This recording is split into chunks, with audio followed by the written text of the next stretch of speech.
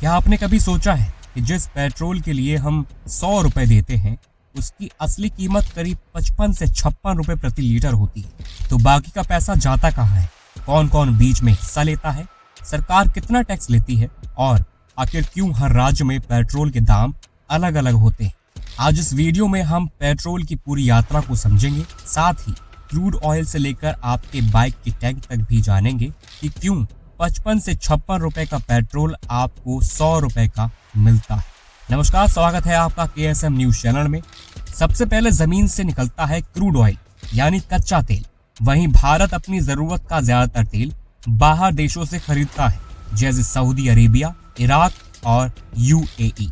फिर इस कच्चे तेल को भारत की रिफाइनरी में लाया जाता है, जहां से प्रोसेस करके पेट्रोल बनाया जाता है।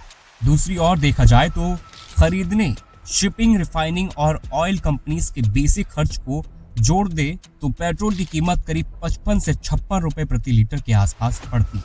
लेकिन यहीं तक इसकी असली कीमत होती है। इसके बाद शुरू होता है एक्स्ट्रा चार्जेस का, टैक्स का। बात करें सबसे पहले ऑयल मार्केटिंग कंपनीज जैसे इंडियन ऑयल, भारत पेट्रोलियम और हिंदुस्तान पेट्रोलियम कंपनीज में आता है। ये कंपनियां पेट्रोल को अलग अलग राज्यों और पेट्रोल पंप तक पहुंचाती हैं। अब इस ट्रांसपोर्टेशन कॉस्ट जोड़ता है, स्टोरेज का खर्चा जोड़ता है और पूरे डिस्ट्रीब्यूशन सिस्टम का खर्चा भी जुड़ता है। इसके बाद आता है पेट्रोल पंप का डीलर।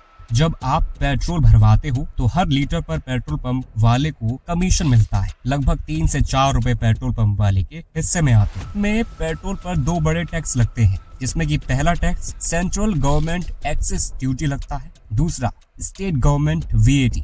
VAT एक वैल्यू एडिड टैक्स होता है, जिसे हिंदी में मूल्य वर्धित कर कहा जाता है। इसलिए हर राज्य में पेट्रोल की कीमत भी बढ़ जाती है और अलग अलग देखी जाती है। कहीं पर 94 रुपए तो कहीं पर 102 रुपए देखा जाता है। अगर आसान भाषा में समझे तो 100 रुपए के पेट्रोल का अप्रॉक्स ब्रेकडाउन कुछ ऐसा होता है। 55 से 56 रुपए crude oil plus refining cost, 20 रुपए सेंट्रल गवर्नमेंट टैक्स, 15 से 20 रुपए स्टेट गवर्नमेंट टैक्स और बाकी के बचे 3 से 4 रुपए पेट्रोल पंप कमीशन लेता है। अब लास्ट में आता है ट्रांसपोर्टेशन और बाकी खर्च, और इसी तरह बनता है 55 से 56 रुपए का पेट्रोल जनता तक 100 रुपए तक का पहुंचता है। तो अगली बार जब आप पेट्रोल भरवाने जाएं तो समझ जाएं कि आप सिर्फ तेल के पैसे नहीं दे रहे, बल्कि टैक्स, ट्रांसपोर्टेशन, कंपनी की कॉस्ट और पूरे सिस्टम का खर्च भी दे रहे हैं। और यही वजह है कि 55 से 56 रुपए का पेट्रोल हमें 100 रुपए प्रति लीटर मिलता है। तो ये जानकारी आपको कैसी लगी? अगर अच्छी लगी है तो लाइक, शेयर, कमेंट करना